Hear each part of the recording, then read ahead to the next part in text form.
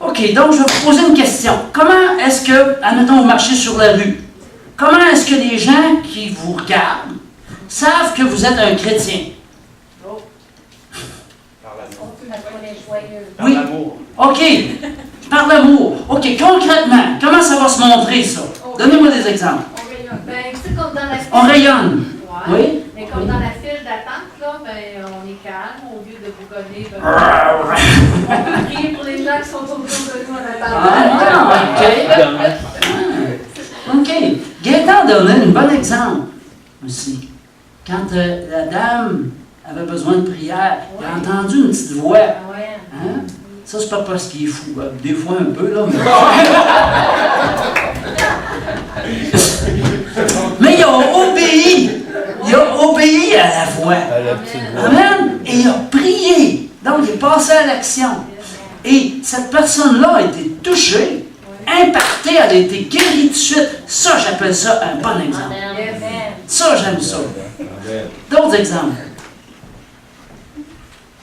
Ben, on bénit quand on est au restaurant, on bénit celle qui nous sert. Oui. On lui donne un bon pourboire. Oui. Un bon pourboire.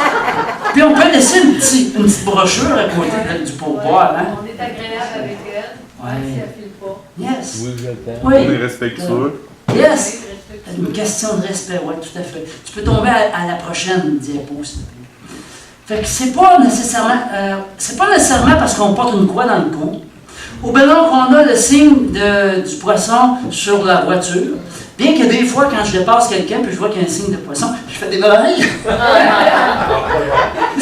On est content de voir qu'il y a des chrétiens qui se promènent sur la route. Mais au fait, c'est effectivement l'amour. Jean 13, 35, c'est vraiment la marque du chrétien. Jean 13, 35 nous dit, « À ceci, tous connaîtront que vous êtes mes disciples, si vous avez de l'amour entre vous. » Et les premiers croyants, ils les reconnaissaient pour avoir été avec Jésus. Il y avait quelque chose de Jésus qui était resté chez les croyants. Ça, c'est cet amour-là. L'amour agapé. L'amour qui ne cherche rien en retour. L'amour qui pardonne. On va voir ça un petit peu plus loin. Vous savez que souvent, quand on voit quelqu'un qui vient d'une autre nationalité, on peut même regarder et identifier de quelle nationalité qu'il est, dans certains cas. Je me souviens, nous autres, on avait passé 3 ans en Afrique, Rita et moi, et puis on venait de l'Afrique, puis on était à Montréal, puis j'embarque dans l'ascenseur. Du coup, je regarde le jeune homme qui était là, le next diapo, là, c'est pas sa photo, là, je n'ai pris une sur Google. Tu peux. Et puis, je commence à lui parler. Anne Roma. Il me regarde. Mba, Reserawa. Et Kakene. Il dit, tu parles ma langue. Il dit, le Bambara. Mais il dit aussi que tu as appris ça.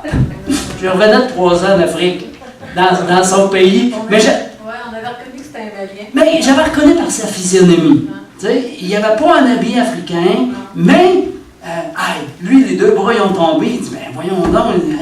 Ça fait qu'on peut, en tant que croyant, si on est vraiment sincère, puis si on laisse notre vie, si on laisse le Seigneur devenir vraiment, pas juste le sauveur de notre vie, mais aussi le Seigneur, il passe en premier. Il devient vraiment ma préoccupation principale. Là, les gens vont nous reconnaître. Moi, j'aime ça être reconnu. 1 Jean 2, 6. Celui qui dit demeurer en lui doit lui-même aussi marcher comme lui. Il a marché. La vie de Jésus, telle que les évangiles la présentent, c'est tout un modèle. Il y en a qui sont des top modèles. Ça, c'est vraiment le top modèle.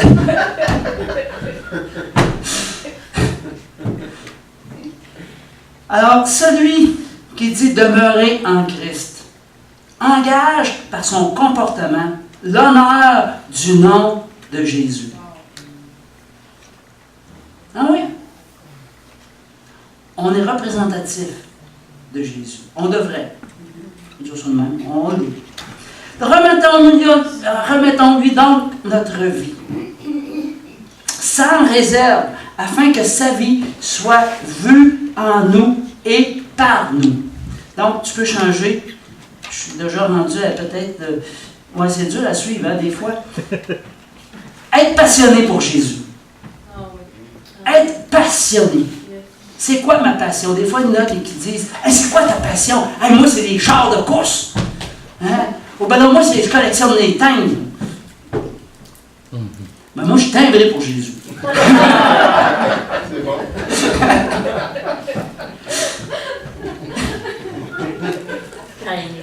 Next. Porter du fruit. On sait c'est quoi le fruit de l'esprit. Il y en a un, mais il peut se subdiviser comme une grappe de raisin. Hein? Alors, la joie, la patience, la gentillesse, la fidélité, l'amour, la paix, puis il me semble qu'il en manque, là. La bénignité, la gentillesse, la douceur, oui, bon. Amen. Maîtrise de soi, oui, ça c'est tellement important. Le fruit de l'esprit. Est-ce que je porte le fruit de l'esprit?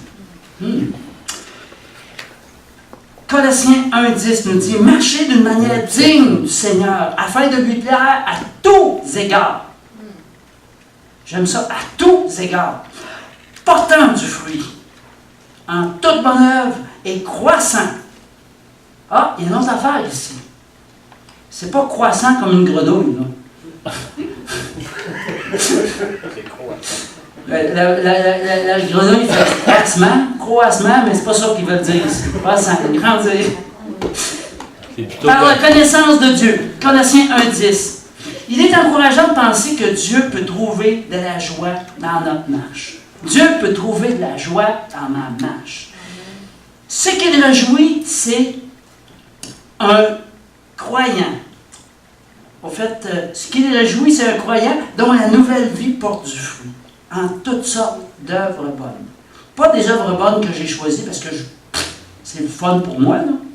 Des œuvres bonnes que Dieu a choisies. Pour ça, il faut être connecté un petit peu. Là, tu sais. Hein? Et se développe en même temps que sa connaissance de Dieu. Ici, il y a deux éléments. Next. Diapo. Deux éléments. Porter du fruit, comme une grappe de raisin, mais à côté, grandir, évoluer, prendre des cours, avoir soif de Dieu. Si je veux faire des œuvres, puis que je ne vais pas chercher la formation à côté pour grandir, c'est déséquilibré. Alors ici, ça c'est Réma. Réma, Haïti. 300 personnes qui suivent des cours en Haïti. Ça, c'est vraiment super bénissant. Et c'est au Québec. C'est des gens de Québec qui vont donner le cours en Haïti. Au fait, qui organisent le cours en Haïti. Des gens qui sont partis de la Floride, la belle chaleur de Floride, pour s'en venir dans le froid dur du Québec, et qui maintenant s'en vont dans la chaleur en Haïti. Fait que, chaud-froid, chaud-froid. Mais ils sont bouillants, je vous le dis. Ils sont vraiment bouillants. Ça fait les deux à la fois. Oui, on veut faire quelque chose pour Dieu, mais en même temps, il faut recevoir la formation. Amen. Alléluia. Tu es en Christ si tu es continuellement renouvelé. Continuellement renouvelé. Il faut que ça bouge. Si tu stagnes, tu recules. Il y a quelqu'un à un moment donné qui a dit le croyant est dans une rivière et il est à contre-courant. Et s'il arrête de ramer, on recule. Ceux qui sont en Christ ne se contentent pas de l'expérience ponctuelle de leur conversion. Ce n'est pas parce que tu as donné ta vie au Seigneur, parce que tu as reconnu tes péchés, ça s'arrête là.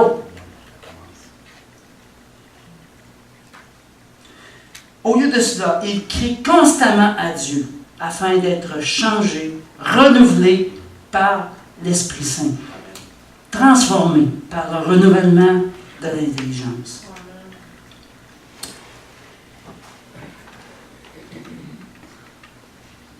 Leur prière est « Seigneur, enlève tout ce qui est en moi, qui n'est pas de toi. » Saviez-vous ça? Qu'il y a des choses qui sont en moi qui ne sont pas de lui. Hein? On a corps, âme et esprit. Puis dans notre âme, il y a des choses qui ont été semées depuis notre enfance. Qui sont des tâches, qui sont des choses qui nous ont blessés. Ces choses-là, le Seigneur veut les enlever. Et souvent, ça nous amène à avoir des mauvaises réactions, des mauvais comportements, à choquer dans la file d'attente. Alors, il faut arriver à avoir un comportement lumineux. Lumineux? Lumineux? Voyez-vous, on voit Jésus dans notre œil. J'aime ça, j'ai trouvé ça sur Google. J'ai dit, wow! On voit mal un peu, peut-être, mais next. Lumineux. Jésus parla encore au peuple. Il dit, je suis la lumière du monde. Celui qui me suit ne marchera point dans les ténèbres, mais il aura la lumière de la vie. La lumière de la vie. Alors, un comportement lumineux. Marcher comme des enfants de lumière. Le Seigneur nous demande simplement d'être ce que nous sommes, des enfants de lumière. Nous sommes des enfants de lumière. Next diapo. J'ai beaucoup de diapos ce matin. Hein? L'harmonie de notre vie révèle la main de notre Créateur et sa gloire. Notre Seigneur et Sauveur Jésus-Christ. Donc, l'harmonie de notre vie révèle le Créateur. Est-ce que j'ai une vie harmonieuse? Est-ce que dans mon couple, c'est harmonieux? Est-ce que dans mon travail, je suis une personne qui attire parce que la vie est harmonieuse? Si on cherche Dieu de tout notre cœur, ces choses-là, c'est déjà accompli. On a juste à s'identifier à Jésus-Christ. Toute la guérison qu'on a besoin dans notre âme, elle est déjà accomplie dans les lieux célestes. Il faut que ça descende, ça. Et pour ça, il faut en prendre conscience. Il faut le remettre au pied de la croix. Amen. Alors, une simple bougie éclaire les ténèbres les plus profondes. Une simple bougie comme ça. Pour prendre une autre image, on doit être éclairé de la lumière divine. Nous la reflétons comme un miroir. Une simple goutte d'eau reflète le soleil. Je me rappelle, ce printemps, on est allé aux chutes de Sainte-Agathe. Puis on marchait sur le pont. Il y a un beau pont, là. C'est vraiment très, très, très beau. Et puis en permanence, en tout cas le temps qu'on était là, parce qu'on est allé faire un tour, puis on est revenu, il y avait un arc-en-ciel. Pourquoi? Parce qu'il y avait une goutte d'eau qui reflétait le soleil.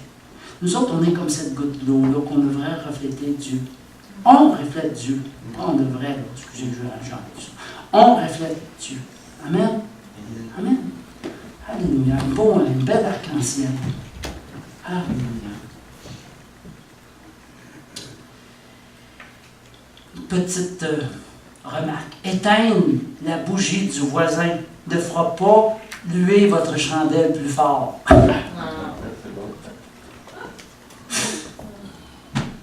Hein, des fois, on a le souffle pas court, on a le souffle.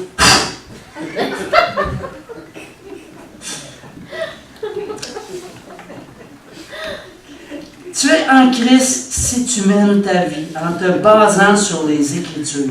La parole de Dieu, c'est notre base. C'est sur quoi on appuie toutes nos décisions. En se basant sur la parole, next parole.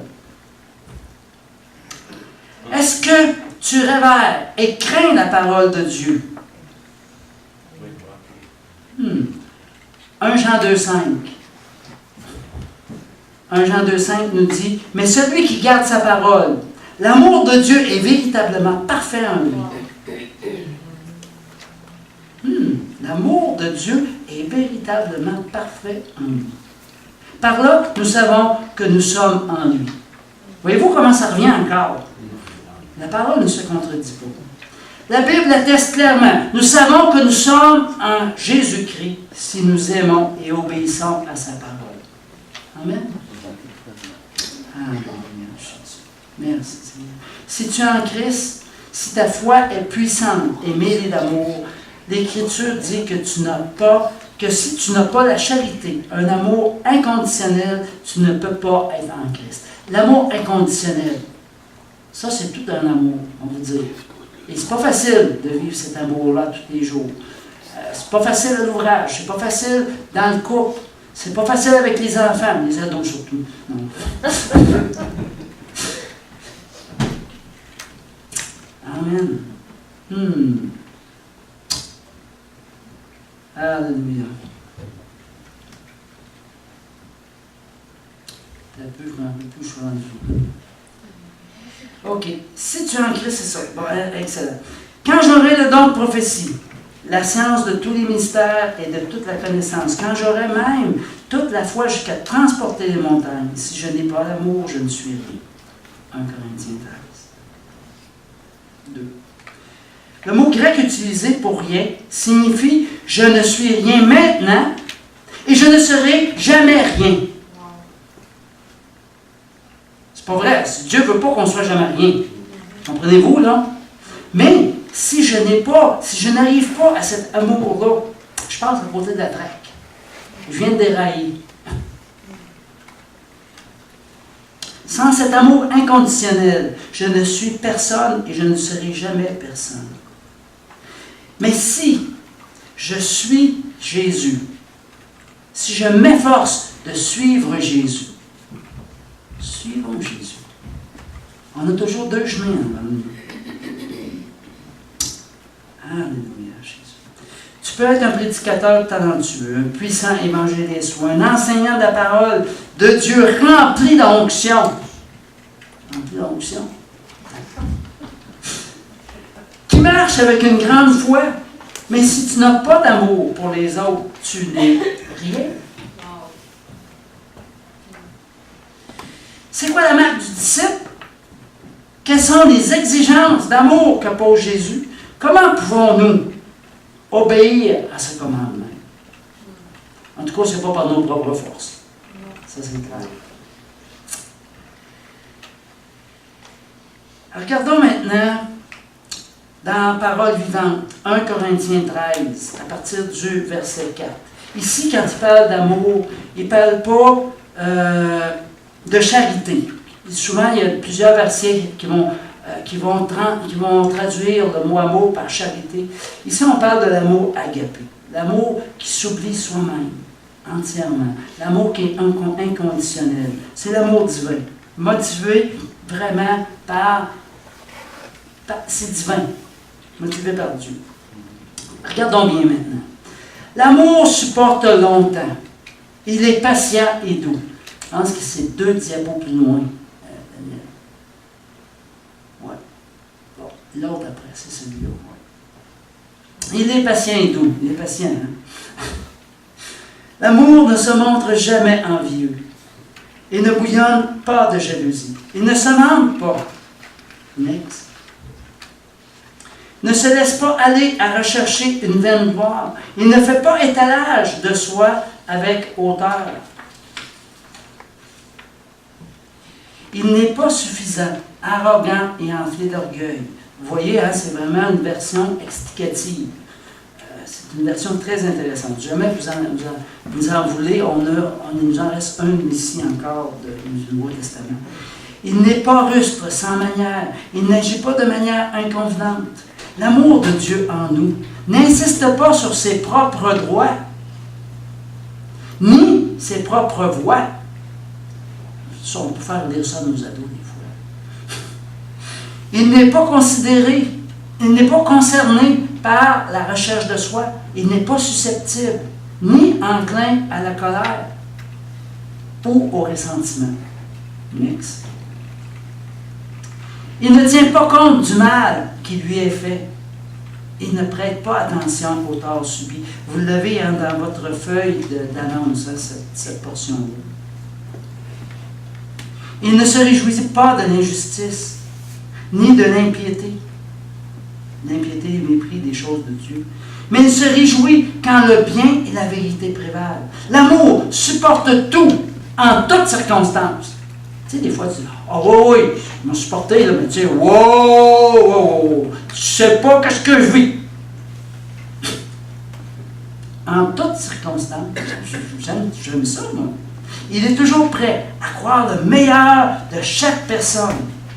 Ses espérances ne faiblissent en aucune circonstance. Il supporte tout sans faiblesse. Wow! L'amour de Dieu ne défaille jamais, ne disparaît pas, ne vieillit pas, ne prend jamais fin. Quant à la prophétie, le don d'interpréter la volonté divine, et le dessein divin. Elle s'accomplira et disparaîtra. Quant aux langues, elles seront détruites et cesseront. Pour ce qui est de la connaissance, elle disparaîtra, elle perdra sa valeur et sera remplacée par la vérité. Wow! Fait que c'est tout un passage. Je vous invite à le méditer à la maison, de le repasser. Parce que avec cette traduction-là, on va vraiment chercher le sens profond de l'amour de Dieu. Donc, laissons ce passage-là pénétrer nos esprits pour marcher dans la lumière. Vous savez que quand on réussit à aimer de cette manière-là, tous nos problèmes sont réglés. Au travail, dans le couple, peu importe. Quand on réussit à vivre cet amour-là, là, wow! Si on veut que les gens voient Dieu en nous, on doit renoncer à chercher à nos propres intérêts. Est-ce que je cherche à satisfaire les intérêts des autres avant les miens? Ça, c'est le thermomètre de l'amour. Est-ce que je cherche à satisfaire mes besoins avant ceux des autres? Thermomètre de l'amour. Là, quelques diapositives plus loin. On peut avancer. Oui, juste l'autre avant. Le mal quand l'on vous fait est-il écrit en grosses lettres et en caractère gras? Hein? Tant que nous tiendrons compte du mal qui nous est fait, nous ne marcherons pas dans l'amour de Dieu. L'amour de Dieu est toujours prêt à croire le meilleur de chaque personne. Ça, c'est tout un travail qu'on a à faire. Puis chacun de nous autres. Voir le meilleur en chacun. Apprenons à laisser l'amour de Dieu dominer. Marcher simplement dans l'amour résoudrait tous les problèmes dans les églises, dans les couples, peu importe. Persévérons. Persévérons. L'autre, après. Un gagnant ne lâche jamais. Et un lâcheur ne gagne jamais. Persévère donc au nom de Jésus-Christ. Alléluia. Voilà pourquoi la Bible nous exhorte à faire de l'amour de Dieu le grand but de notre vie. L'amour de Dieu. Et l'amour nous invite à imposer les mains aux malades, à prier pour ceux qui sont dans le besoin. 1 Corinthiens 14, 1. Recherchez avec ardeur cet amour et cherchez à l'acquérir. Faites que ce soit votre but, votre quête suprême. Pourtant, l'amour de Dieu à l'œuvre au travers de nous et touchant les personnes autour de nous peut transformer n'importe qui, même le plus grand criminel, même Paul. On peut imaginer la personne dans la pire situation. OK? Vous en connaissez tous. L'amour de Dieu, là, ça peut transformer. Fait qu'on prie vraiment que les gens puissent se tourner vers cet amour-là qui est si grand. Il faut vraiment apprendre à laisser régner l'Esprit qui est en nous. Une fois qu'on a donné notre vie au Seigneur Jésus, qu'on a reconnu qu'on est pécheur, puis qu'on lui a donné notre vie, maintenant, il faut laisser passer le flot de l'Esprit. Et pour ça, il faut travailler sur notre âme. C'est elle qui est la valve qui empêche l'Esprit de passer. Romains 15, 5. Que Dieu, la source de la patience et du réconfort, vous rende capable de vivre en bon accord les uns avec les autres en suivant l'exemple de Jésus-Christ. Mario Mascotte dit toujours, ça va pour les uns, c'est les autres. C'est une vieille joke. C'est vrai. Et ici, il ne parle pas juste des croyants. Il parle des croyants et des non-croyants. Tu sais, les plus détestables. Être bon les uns envers les autres. Ça ne veut pas dire d'être bonasse non plus. Tu sais, à un moment donné, avec amour, tu peux réagir et te dire « Wow, attends un petit peu, là, je trouve que tu exagères. » Là, tu commences à monter sa tête, j'apprécierais que tu recules un petit peu. Ton père pilé sur mes pieds, tu as rendu que tu piles sur ma tête. Hein, on peut aussi le dire avec amour. Amen. Donc, être bons les uns envers les autres, compatissants, nous faisant grâce réciproquement. Ça c'est la marque du chrétien. C'est pas, tu sais, la marque du chrétien, là, des fois on pense que c'est sa connaissance des Écritures ou sa fidélité à Dieu. Non, c'est bon tout ça, là. En train de dire que c'est pas bon. C'est pas ça. On te reconnaîtra. Reconnaîtra à l'amour. Cindy n'est pas là pour rire de moi. Ça m'arrête là quand même. On te reconnaîtra à l'amour. À l'amour que tu as pour les autres aussi. Seulement voilà, le terme amour, ça a été tellement galvaudé. Tellement, le mot amour, là, on pense que c'est une émotion. Ah, je l'aime. Coup de foudre.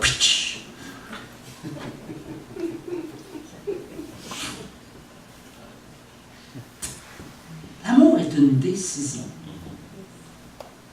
Je décide. Je m'engage. Une fois que je suis engagé, je fais tout. Même si je dois, comment je pourrais dire, vivre certaines injustices. On va le dire de même. Je n'ai pas entendu d'amen là-dessus. C'est bizarre. C'est bizarre, hein? Parce que Dieu est ma justice. Amen. Amen, amen. On attendait ça.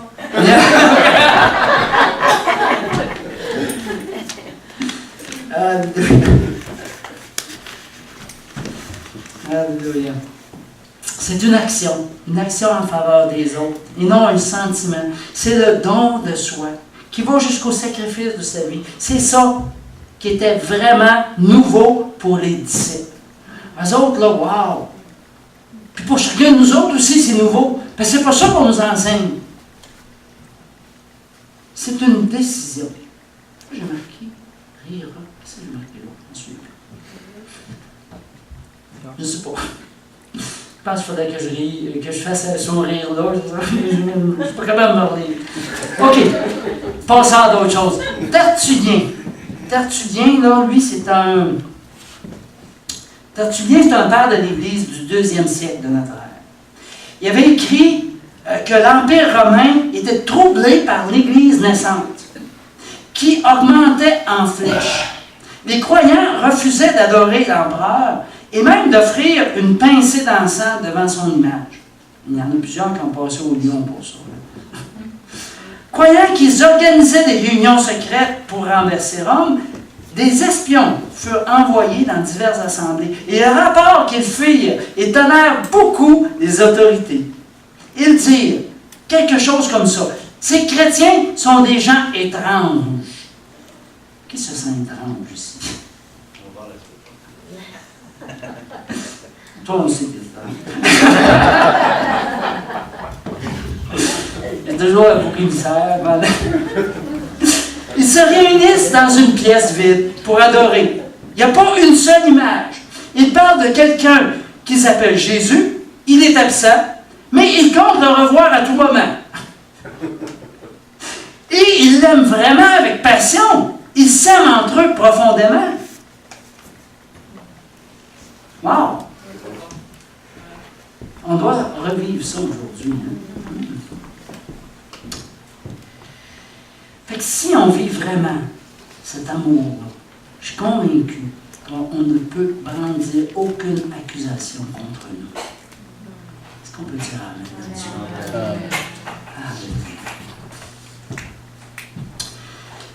L'amour, c'est un fruit qui grandit. On a Martin Luther King. J'ai décidé d'opter pour l'amour. La haine est un fardeau trop lourd à porter. Vous savez que quand on ne vit pas l'amour, le fait on a un fardeau qu'on porte sur notre dos. Parce qu'on a de l'amertume.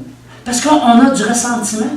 Et ça est un fardeau bien plus grand que n'importe quoi.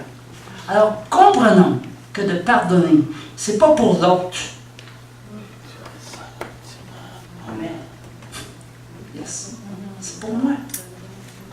Ça libère. Ça fait que l'amour, c'est un fruit qui grandit, c'est un petit bourgeon au début, ça se transforme en fleur, ça mûrit, ça devient un fruit mûr. Et ça tire sa sève du cep, du tronc Jésus-Christ. Ça tire sa sève de Jésus.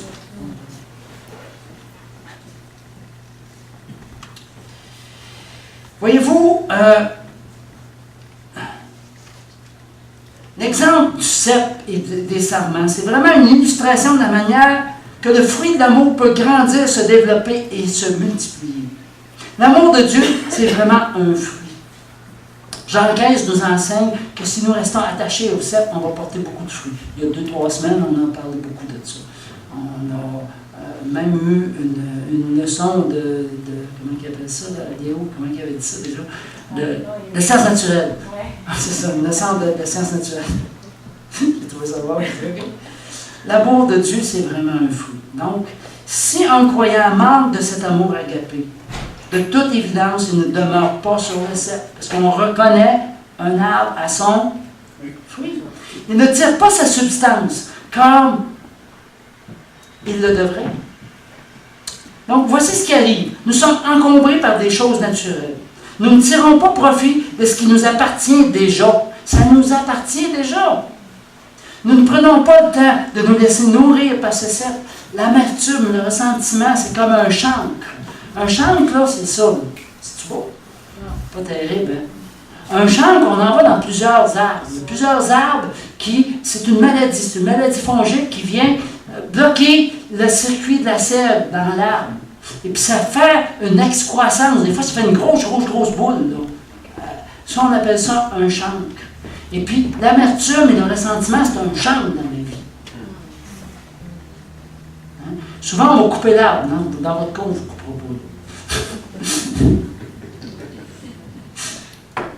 On va espérer que vous acceptiez cet amour-là de Dieu qui va venir tout enlever. Ce qui cause ce chancre-là. Donc, première chose aux choses spirituelles. Première place aux choses spirituelles. Tu sais, on répète ça souvent. Faire de Dieu notre Seigneur. Passons du temps à nous attendre au Seigneur, à nous nourrir de sa parole. Alors, l'amour va bourgeonner en nous. Puis, ça va donner une abondance. Une abondante récolte. Alléluia. Parole et action. Affecte-t-il mon prochain? C'est tout un programme qui ne demande pas moins de l'effort d'une vie. Tu sais, vivre ça, cet amour-là, là, je veux dire, il faut se remettre en question continuellement. Nous n'en comprenons pas toujours, malheureusement, toute l'importance. Cependant, la parole de Dieu ne doit demeurer, ça ne doit pas rester rien qu'au dans la caboche, il faut que ça descende au cœur. Hein? Trop souvent, ça reste là. Ça reste jamais là. Puis là, on a mal à la tête.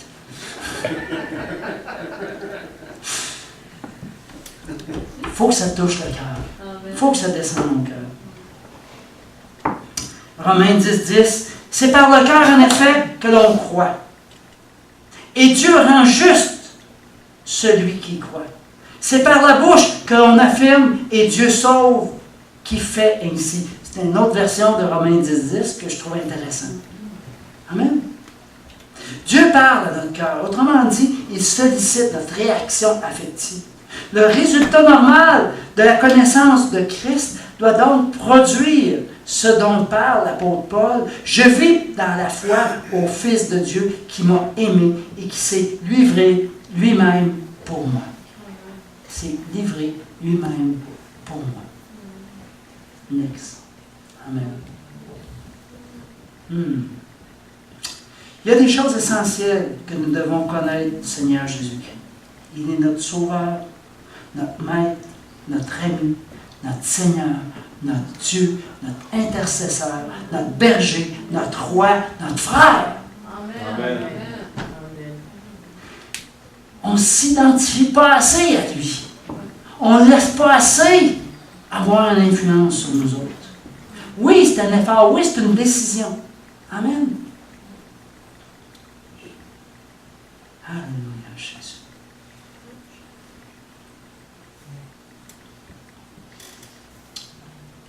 L'amour, le pardon et la foi marchent main dans la main. Amour, foi, pardon. Amour, foi, pardon. Pardon, amour, foi. Tout le temps dans ce bout. Ça fait le affaire. Notre responsabilité, c'est de veiller parce que notre amour se développe en l'exerçant. Si on veut être en santé, on va faire de l'exercice. Si on veut aimer, on va exercer l'amour. Quelque chose qui se pratique. Si tu es né tu es une nouvelle créature, tu marches dans l'amour de Dieu. Ça signifie manifester de la bonté, de la compassion. Pas rendre le mal pour le mal, l'insulte pour l'insulte, mais marcher dans le fruit de l'esprit. On est des ambassadeurs. Cet amour-là, il faut le répandre. C'est une bonne nouvelle. Moi, ça ne me gêne pas de parler de Jésus-Christ. Je vais dire, ouais, mais toi, tu es pasteur. Je ne suis pas pasteur, je suis enseignant.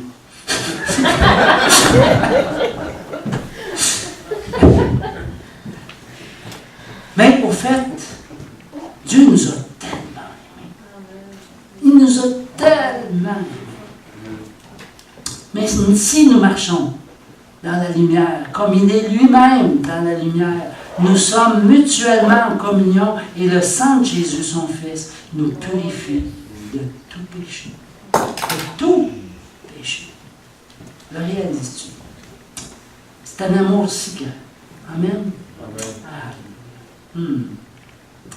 Je vais vous demander de vous lever. Alléluia, Jésus. On est appelé à soutenir les autres. Celui qui est à côté de nous.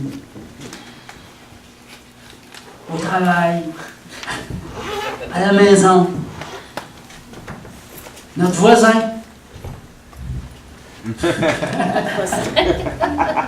Amen. Soutenir. Les enfants de Dieu devraient soutenir la terre. Amen.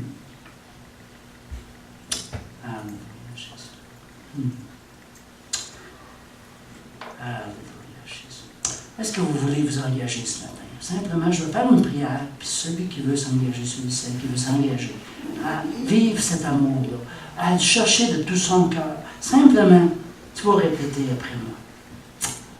Seigneur Jésus, j'accepte ton amour, qui est inconditionnel, et je veux le vivre. Je veux être un témoignage puissant à ta gloire. Je désire partager cet amour avec ceux qui sont autour de moi. Aide-moi à supporter tout, à jamais défaillir, à te mettre toujours en premier, à être renouvelé, transformé, afin que je puisse prospérer à tous égards, à tous aspects, pour ta gloire. Aide-moi à être ton ambassadeur. Alléluia, Jésus. Merci, Seigneur.